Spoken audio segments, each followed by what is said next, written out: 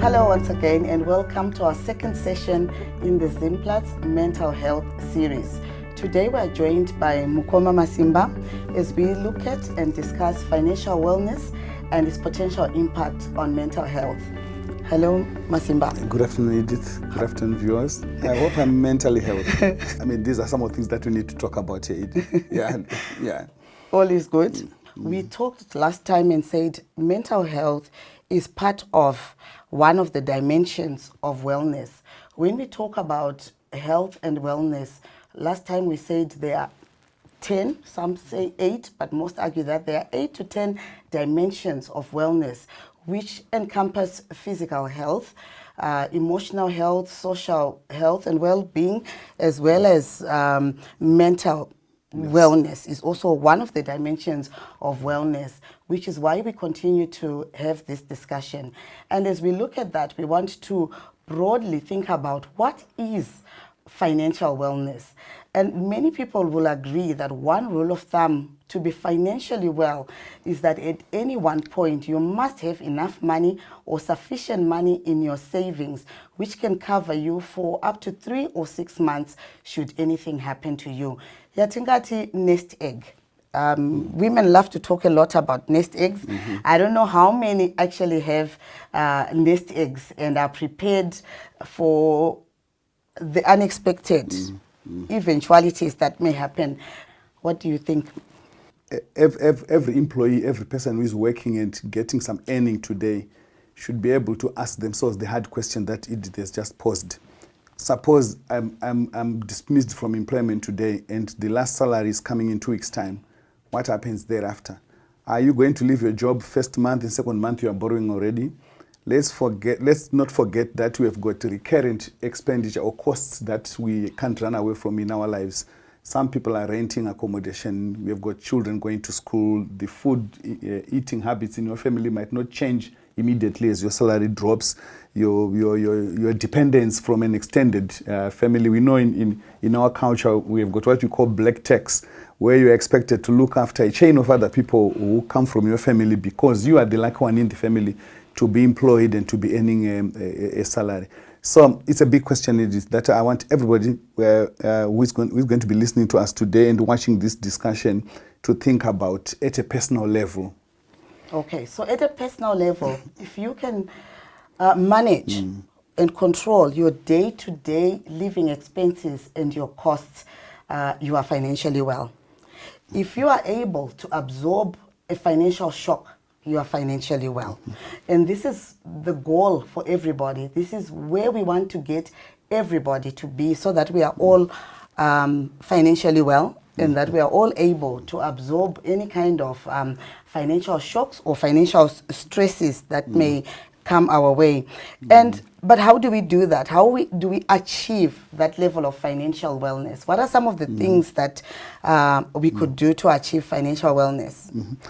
I think the starting point is by every one of us to admit that they have that challenge. It's very difficult to deal with a stressed person until they admit that they are stressed. It's difficult to deal with a person who wants to commit suicide until they admit that they have a problem that is taking them through the wrong road or down the wrong road. So for anybody to be able to deal with their financial wellness, they must let's first be bold enough to accept the reality that financial wellness is a challenge in our lives, and it's not embarrassment actually to admit that, because that's the beginning of your healing process. So from there, you can now sit down and say, do I really understand and acknowledge my earnings versus my costs? Am I operating at the level that my salary can match, or am I living beyond my means? And I think that's a big part of our discussion today. How then do people balance to say, I earn so much, but the costs that I'm writing on a piece of paper are going beyond my salary? Is it because these things are not necessary, or because I'm writing most of the items on my list that are luxuries and not necessities? So these are some of the things that we wish people would learn from our discussion today. Yes, and for me it resonates. Live within your means. Yeah. Let's repeat that. Live within your means. Usaita ma expenses expenditures in a month are higher than what you earn. You might be surprised with why are we saying that, because it sounds like it's obvious. But there are people who, if they earn $500, their budget is 800 to 1,000. Yeah. Where is that deficit going to come from? How is it going to be covered? So those are the things we need to think about. Start living within your means and learn to manage your finances, not just for the short term, but also for the long term. And how you start to do that is you need to look at what you earn. For the context of this discussion, for Simplats, these are salaried people. You guys have salaries coming in. You know exactly what you earn, and you need to sit down and make a budget. And the thing about budgeting, Ipapo, when we talk about budgeting for personal finances, we need to also bring in the issue of our partners and spouses. Are budgets done individually, each one holding their own budget, or do you budget together? What do you think, how should it be done for mental health and mental wellness? Yeah, I love the statement that's going around these days. It's street lingo where they are saying tana ono shikira, tana za ono shikira. There's a danger of people trying to tana za wasinga shikire because the non-working, maybe the unemployed spouse, can only guess your salary because it was never disclosed in the first place. So when they guess your salary, they may guess above what you earn. And when they guess above what you earn, they budget for what they're guessing, for the figure that they've come up with. So I think the starting point is disclosure. Does your partner know the range of your salary? If there are any changes at the workplace... Range or actual? The actual. Yeah, by range, I'm saying some people may earn more or earn less depending on overtime and all those are things. So if your wife may know my fixed salary is $700 for argument's sake, but I can get up to $900 if I do this, or sometimes you can get less if there's no extra work for me to take on. So when your partner knows what you earn, you have an argument to tell them to operate within a certain limit in their budgeting. Then secondly, like you said, shall we budget separately? The risk is that priorities then always differ. Priorities always differ. Some people want to buy things that they can see every day. Others want to spend on school fees. Someone wants to spend on a holiday. The other wants to spend on a car. Some want to compete with the neighbor. Somebody's thinking of something else different. And I know in mining setups, people live in villages. And the tendency to compete is just part of the daily life standards in those communities. So in a nutshell, what you are saying, Masimba, is that we need to understand what are the essentials that we need to budget for. And when we look at the essentials, these covers things like your food, if you have a mortgage, or if you need to pay rentals, school fees for your children, and things like medical aid. Those are the essential recurring costs that you have to budget for every month. Then there are those things that we need to include on the budget, which are important but not so essential. This can include maybe even a car loan, gym fees, personal care and maintenance fees like gym or getting your Brazilian hair done and those kind of things. They are nice to have, but they are not essentials. And then everything else after that should also be budgeted for, whether it's money for entertainment, your DSTV, or whatever subs and lunches that you want to go, or drinks that you want to have with your friends. But a lot of times you see people doing it the other way around. They are not paying for the essentials first. They are paying for the luxuries, the entertainment first. And this is what causes a lot of people to crash and have financial problems and start getting into debt and borrowing and having a borrowing cycle that never ends. So again, it sounds very basic, but when you get your salary, what do you pay for first? When income comes into your bank account, what are the costs that you pay for first? And to even think about it, just this January, how many people, Masimba, were calling you? I know you were calling it black tax. How many people were calling around looking for school fees for their children? If you don't get those calls, then you don't exist. If you are alive and living on this planet, you always get those calls for people asking for money. One thing that's interesting, Edith, is, for instance, let's take the Zimbabwe scenario. Our school opening was postponed twice, which means somebody who knew that their child was going to school on the 10th of January, for argument's sake, the original opening time, I suppose they had put together money for school fees for that opening. Then, lo and behold, the COVID pandemic came, bad for business, a blessing in disguise for those who were not prepared. So we thought, well, now that we have deferred the opening day, people are just going to be more than ready, twice ready for opening of schools. But I tell you, last week on Saturday I was in town. The town was packed with people looking for last-minute shopping, picking things for school children. Somebody buying school covers that cost less than $1.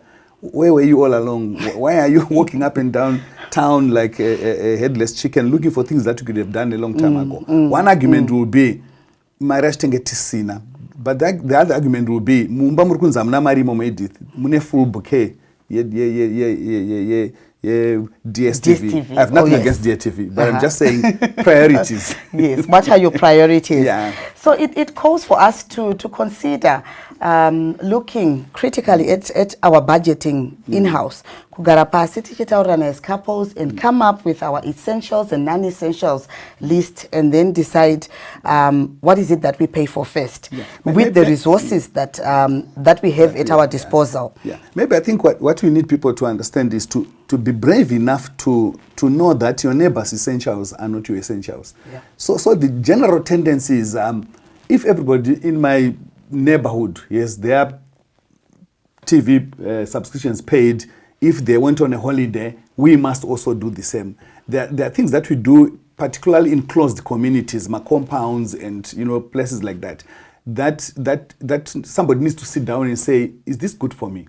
And if people don't see you going on holiday the way they went, they don't see you watching TV the way they are doing, are you brave enough to say, okay, I'm doing this because I've got a bigger picture that I'm running after? Or you are going to follow suit because your kids next door I'm not going to this movie, I'm not going to that other thing, and so forth. Kutenga embezi ba Christmas, how much shopping is shopping? Sometimes people go out of their way because every shop is offering a dollar less for clothes. So they buy the whole of Harare. At the end of the day, they are broke. Competition. The kids are looking awesome. That kind of thing. So those are the things that we need to think about and consider.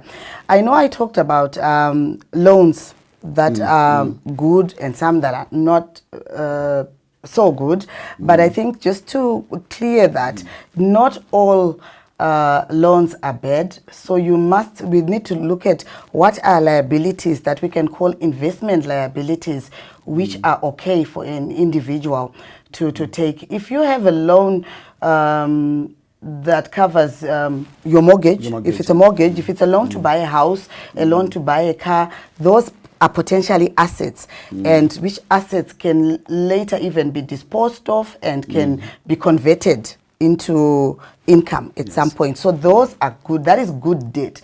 The kind of personal debt that we would like you to stay away from, to dissuade you from taking, are personal liabilities for consumption. Don't go broke on loans to buy drinks, for entertainment, to go on holiday, to get your hair done, to buy Brazilian weave, to just do fun things that tomorrow you can't even remember what you spent the money on.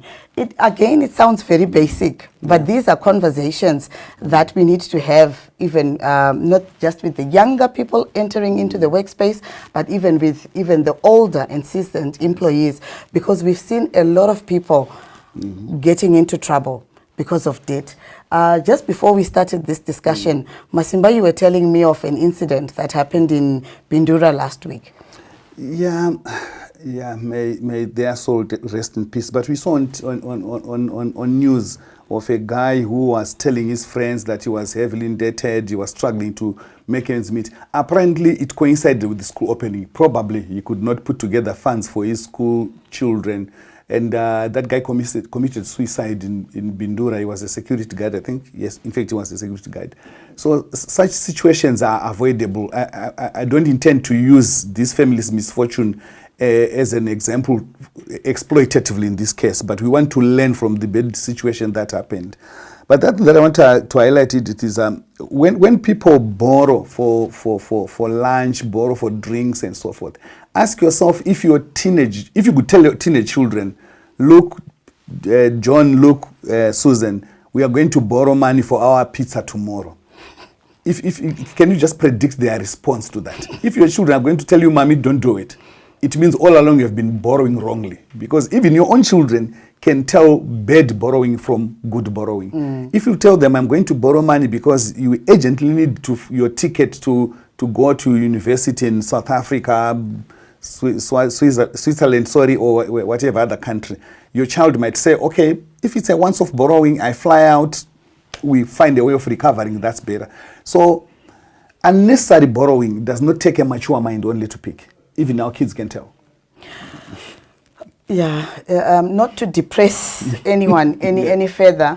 These things are happening, but you raise an interesting discussion, Masimba, which I feel we need to talk a little bit about. I have had situations where I've come across people who are borrowing money to send children to universities abroad. I also feel that you can't be perpetually in debt or end up selling your property because you're trying to send your child to a school that you can't afford. And need a counseling that we need to sit down, parents, to say there is nothing wrong with University of Zimbabwe. We have very good institutions of higher learning in this country. And why are we not looking at using or encouraging our children to go to universities locally? There are also a lot of families that are putting themselves through unnecessary pressure because of trying to compete, and you find sometimes houses even going through foreclosures.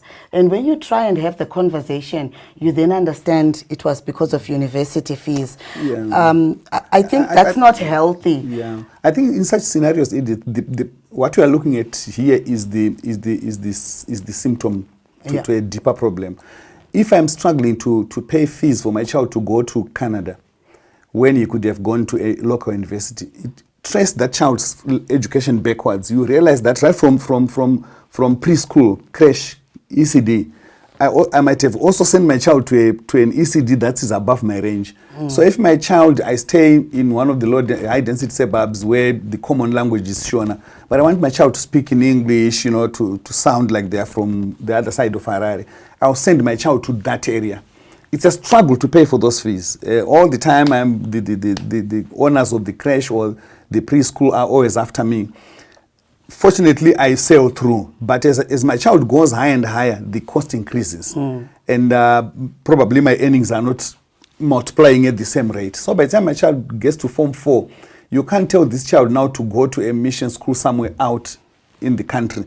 He has gone to a Group A creche, Group A primary school, Group A high school. Then naturally they're also thinking of a Group A university. With standard. That is where the problem comes now, because if you look at it from a psychological point of view, it's also stressful on the child to promise them this kind of trajectory from private to private to private. Then suddenly turn around and say, I'm sending you to a totally different environment. It's also a stressor on the child himself. So as parents, maybe we need to sit down and say to ourselves, Tirimungezi, TEF. There's a private school and there's a Wanganui, which is an open school, a government school or council school. If my child goes to this private school, am I going to sustain this trajectory right through?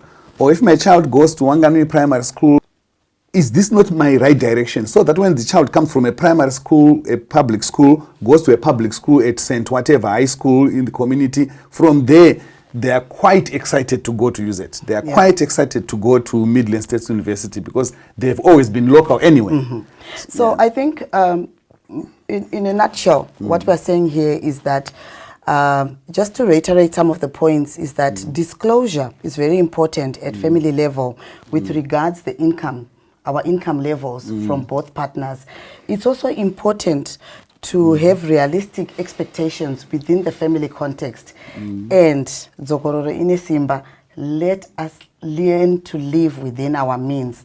As we are speaking to you now, you may already be in a situation where you are in debt. That's true. And if we are speaking to you and you are already in debt, it's not the end of the world. We are saying, how can we help you, or how can this conversation help you to get out of debt and to start moving forward?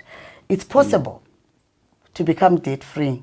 And I think it's everybody's wish and dream to become debt-free. So what you need to do, if you are already in debt right now, is to just sit down and honestly think about your spending habits. Draw a list, essential list, the things that have to be paid for, the nice to have but not essential, and the luxuries and those that you could do without. Come up with that list and look at your spending habits and stop accumulating bad debt. Nyatsotarisa kuti mari yangu inoenda kupi. That is number one. Number two, make a list of all your debt. Nyora pasi, zvikwereti zvako zvese. Then prioritize them. If you have children, even ask for their highlighters and markers. Make it nice and pretty and colorful. Prioritize and rank that debt according to how long you've had that debt, and set a time frame within which you will pay off that debt. And keep repeating that cycle. And I tell you, you will feel relieved, happy, as you strike off ichinda badara, and you just get this sense of freedom when you become debt free. And the day you become debt free, make a resolution, I am going to live within my means, and I'm going to start a culture of saving. It's very important. We need to have that culture of saving. We need to prepare for unfortunate or unforeseen events. I know a lot of young people in the workspace are always thinking that I don't have a family, why should I be saving? They think they're too young to save. But the message that we want to leave you with today is that you are never too young to start saving. You can start saving in your 20s even, and set financial goals. In 5 years' time, in 3 years' time, I want to have achieved this, I want to have achieved that. And how do you start to do that? By making those savings. And one thing that we also need to save for, besides the unforeseen, we all know the date of retirement, nobody works forever. At some point, we are going to retire from formal working life. And when we retire, how are we going to look after ourselves? How do you think people can start to think and figure out their retirement plans while they are still at work? Yeah, apparently most of the guys who are working in the mining industry, for instance, and anywhere else, people should also learn to sell their skills outside their work environment, so that they've got 2-3 streams of income, not limited to one. Somebody will say, okay, my work ethics or the contract I signed does not allow me to do these things.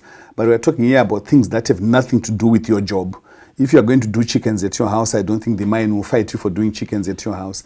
Try to create another stream of income, because in some cases, for sure, there are some people who are trying, but the money just isn't enough.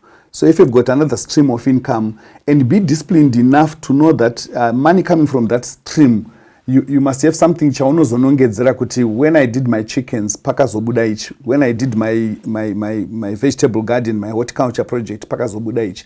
There's also the risk kuti you increase lines of income, then you also increase your appetite for spending. So where the income increases, you now go for bungee jumping, things that you never thought you would ever do, learning them. So to learn to generate more money, and also learn to save it for that eventuality that Edith is talking about. Retirement shall come, death will come, even dismissal from work. Those are things that happen. Sometimes not because you are a bad person, but because your role is just no longer needed at the factory where you are working at the moment. So let's think outside the box and imagine ourselves without a salary every month, put aside some money for it, or put aside, like she said earlier on, an asset that you can convert to money at some point in your life. Somebody will say, let me buy my stands, for instance. I mean, in case those are more like rural urban stands. I don't think they're as expensive as you find in Harare. So if you can buy 2, 3, 4 stands, build on one, the 4 stands that you have can be converted into big cash 5 years down the line. Why? Because when neighbors build, your stand gains value. Sometimes you just put a small cottage and you say semi-developed stand.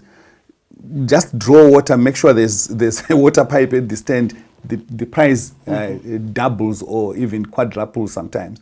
So there must be some place where your money is kept, or some place where the money is kept in form of assets that you can dispose of. I liked especially your reference to multiply or have multiple income streams.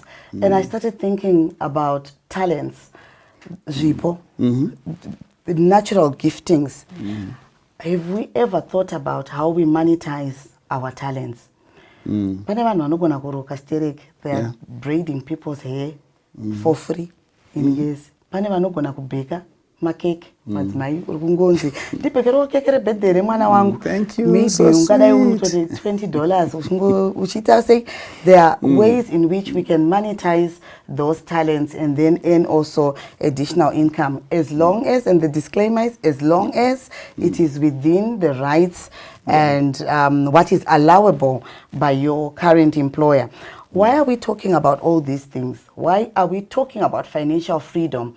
Is because we're saying it's a part of financial wellness. Yes. And that it reduces stress levels and it makes people have control over their life over time. I want us to talk a little bit more, Mr. Masimba, about managing personal finances. What are the signs and symptoms? Some of the signs and symptoms are not kuti munhu uyu, they are financially unwell. I know you talked about high indebtedness. What else do we see? People who are in financial unwellness tend to do things that sink them deeper into the same condition that they're trying to run away from. So the list of signs and symptoms of financial unwellness are actually things that repeatedly come into a person's life in a way that akaita kunga akatobatwa nekutambura kwaanoita ikoko. For instance, drug abuse. Drug abuse gets you to think, take risk, gets you to think less carefully, gets you to borrow more, gets you to have poor interaction with neighbors, which means even your borrowing nest also closes up, because nobody wants to lend you money when they know you are always drunk and you are always out of your senses all the time. Spousal and family abuse, that's a common one. Family abuse where, for instance, a person borrows enough to get drunk, but kumba kuchijiwa dietary is so pathetic. You don't think this is the same guy who is walking to this house. So their protein is there in kuma night clubs and all these places of fun. So spousal abuse, child abuse, kutaza badara mwana chikoro is child abuse. Alcoholism is another factor. Alcoholism chaika pira kan takuti ism ta kutaura a way of life. No tikati socialism tatora a way of life anditi. So alcoholism ilitonge a philosophy ngema upenyu wakutora nemunhu. Ukoona wa mulevu yekunza alcoholic. Wasika point kuti the beer looks for you, the beer demands that you get out of your house. Ndiye munhu kuti akashaya marika anosecha mapockets evanhumba ese nemadrawer. Every little change remumba anoitora unotenga another pint of beer, because the beer is now controlling munhu. Then high stress levels, we know depression chayo kana munasvika pa level depression, like the earlier recording or the earlier session covered. Tingetasvika pama levels of stress akatinyanyise ekuti dzimwe nguva agona kukonzera suicide, agona kukonzera crime, harming others and so forth. Then the perpetual borrowing cycle. Obviously, you borrow your money, then you borrow again. And I want to ask one question. Ukona microfinance how yapa area pa mnogara. Ask yourself one question. Have they come because they have seen an opportunity, or your behavior has invited them? Chicha daiza chimapa. Ndiwo vangoya notongoona vakaungana. If so, why didn't they go elsewhere? kana kuti your behavior ndiyo yavainvita. So my microfinance companies they thrive on your poor management of your finances. Yes. And then you talked about borrowing, kuti munhu is always overextending themselves, and when they can no longer borrow from the usual cycles, vanhu vakunoborrowa kwezvimbadzo, where there is a high interest is being charged on monies borrowed, and you sink deeper and deeper into that debt, and you find that people can't get out of it, which also results in people starting to become dishonest, even at work. Or other petty theft, or start getting involved in illegal things because you have really tied yourself up. All these things, what they do is that financial stress can trigger a stress response and mental health pressure within an individual. And what are some of the things that we can encourage or say to the audience in terms of helping them to manage their finances so that they don't get into these types of stresses? A person who always has stress can suffer depression. And we know many suicide cases have come from depression. Many crimes like somebody who abuses their spouse, murder, such unfortunate incidents can come from depression. We have seen indigestion is another one that could be a sign of stress. Then loss of libido. This one is a big issue. This is a drop in sex drive. I always tell many people that the biggest sex organ that we carry is probably our brain, our mind. So when the brain is stressed, when there's depression, you can't function normally sexually. There's a tendency by men not to want to go to bed. Maybe they begin to suffer episodes of erectile dysfunction. The erection doesn't come when I feel like I'm pressed by all these social problems. I'm less manly because I can't. Then how can I be manly at the right time when my partner wants me? Then hypochondria, this is just a condition where people begin to feel sick more from the brain and not from the physical aspect of their body. These people kazhinji kacho anenge achirwara chirwere chisipo, but because ari stressed zvakanyanya kunzwa all sorts of pains around miri wake, and dzimwe nguva kungompa mapirisi mamwe asingashande chaiwo, they will begin to tell you they're feeling much better. Saka that's another big issue. Then we can have tinowana pama treatment for different diseases. Kune munhu anomwa mapirisi eBP that must be taken a stated number of times per day or whatever. These people may miss their tablets. People who are on ART for ARVs for HIV, who should never miss their drugs, can begin to miss their drugs and many other things. It interferes as well with the effectiveness of the drugs. Should you be taking the drugs anyway? Then you're always drunk, you're always on other substances, because beer and alcohol and the substance that you are taking are chemicals that are also interacting with the drugs that you are taking for treatment that may begin to create problems for you. Then we also talk of occupational hazards. Yeah, you are operating machines, you are working 24/7, or you are working X number of hours per day. Your concentration levels are not that high. You are worried. You are trying to escape the person you owe anyway, who is in the same shift with you. So focus on your machine becomes less. Unfavorable behaviors. You know, tinaona asocial people and antisocial people. When you become antisocial, then everything that society says yes to, you say no. That is another sign of alcoholism. When you are asocial and you are a person asingazive zvinhu zvokutaura pane a certain crowd, munhu asingagone kuita discern kuti ava ndaambuya, ava ndibosi vangu, ava ndiani wangu. Ndosaka zvichinzi paya petikaita maChristmas party ndopatinoona ma-asocial behaviors ipapo, where a junior now says boss mudhara wakanga wandidhakisa last time wakati zvinobuda alcoholism. So there's a lot of negative impacts on stress, alcohol and substance abuse, and as you can see, it also in the end impacts negatively on the individual, socially, at the workplace, and also family life is disrupted. You know that I also want to touch on something that we call absenteeism. Nepresentism. Yes. Absenteeism munhu achiuye kubasa ndizvo. But kune munhu anouya kubasa ka oswera apa asasiri kuita basa.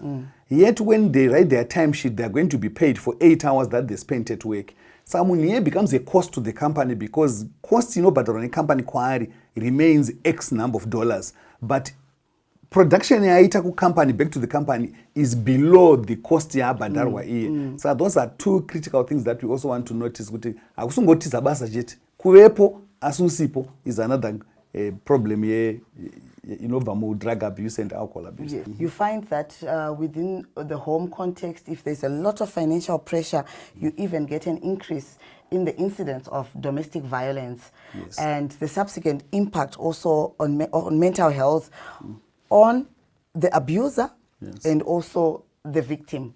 Can also imagine living with a person who comes and bashes you all the time, Yeah. and take out their financial stresses and pressures on you and use you as a punching bag. And then imagine what it is also doing to the individual. So these are some of the reasons why we say we need to be able to manage our personal finances better, so that we have better health outcomes.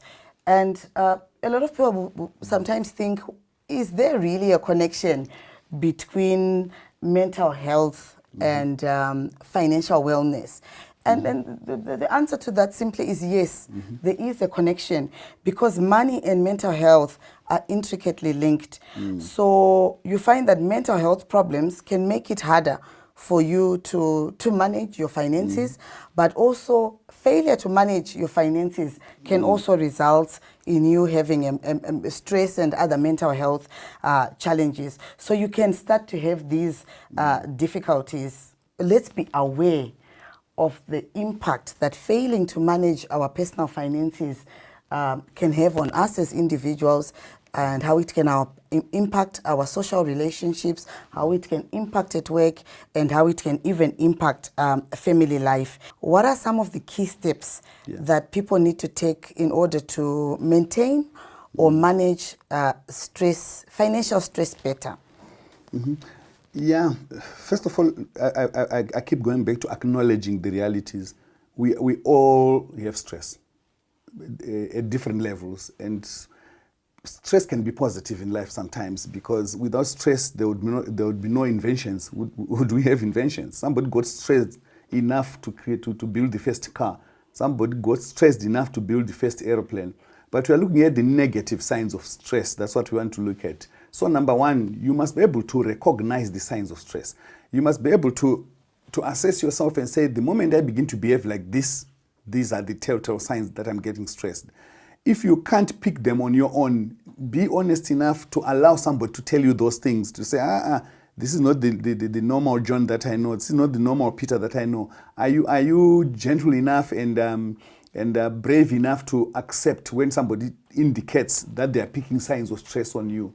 Then number two, you want to identify the causes of the stress. There could be perennial causes of stress, some things that just happen in your life all the time. Like maybe it's a sick relative who has gone for the past 3-4 years. They are sick and you are responsible. That's recurring. It keeps coming back. The moment they are hospitalized, the moment they are not feeling well again.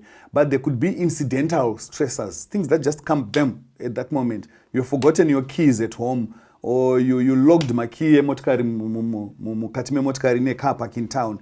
Those are incidental situations. So you must be able to separate my recurrent stressors, stressors incidental. Then number three, learn to pardon yourself. Learn to forgive yourself for some of the things that stress you. For instance, if you forget your keys in your car, I mean, no matter how much punishment you give yourself, the keys are still in the car anyway. In fact, the more you acknowledge that mistake and laugh about it, your brain gets into the mode of solving the problem. But the more you blame yourself and look for every other excuse why this has happened, you take longer to solve the problem. So in number three, I was actually saying take practical action. Stress will not go away until you act. Take practical action. What kind of practical action you can take? Number one, you can seek for the help of a counselor. Look for a friend who can help you to de-stress, pass the stress out. Engage in some fun activity. The tendency by some people then is to engage themselves in activities that actually potentially increase the stress. For instance, you are stressed, then you decide to go drinking. Then you are potentially increasing the stress because you're going to run out of money. Before you take your 34th one, you borrow to get drunk. The stress disappears for a while, but on your way back home, you get sober and the stress is back on you again. So think of a practical action that definitely reduces the amount of stress that you have. Then when all this has been done, identify a support system. We are social human beings. We are social creatures. If it hurts so much at a personal level, go back into that nest that it spoke about earlier. Go back into your social nest and say, I've got a brother, I've got a sister, I've got a caring cousin. These people, if they surround you, sometimes they help you to manage the stress that you are facing at any particular time. Then when you come out of stress, remember these things have got what you call relapses. You can think you are over with this stress of a boyfriend who ran away from you, or a girlfriend who got roses from a different man on Valentine's Day like today. You don't realize that when you think you are over with it, at some point it bounces back. So be prepared for these relapses for stress management. But one good thing is, if you are good at managing your stress, when there's a relapse, the relapse many times will come with a lower intensity than the first attack. In that case, you are making progress. If the relapse comes back stronger than the first attempt, then you are definitely a case for psychological counseling, for visiting the rooms and getting some professional advice. The key things that we need to know about is that we need to budget and plan for personal finances. We need to set goals, financial goals for ourselves, and start working towards achieving them. And I just want to encourage you, if you are so stressed, that please do talk to a peer educator or a nurse counselor, or phone the toll-free numbers from your clinic where you can go and get psychosocial support, and where you can find someone to talk about some of these issues. Even if it is debt or any other stress, even if it's social stress, please do talk to someone, because we don't want you to get into a situation where you become depressed or have a mental health breakdown because you didn't talk to someone. Thank you, Mr. Masimba, for joining us on this discussion. It's always a pleasure. And giving us pointers for how we can manage personal finances. And one of my very, very favorite sayings with anything is that, Shine Masua. So I want to leave you with that, Shine Masua, and just breathe. Some days will always be better than others. Start today to make a difference in managing your personal finances. Thank you, and see you next time.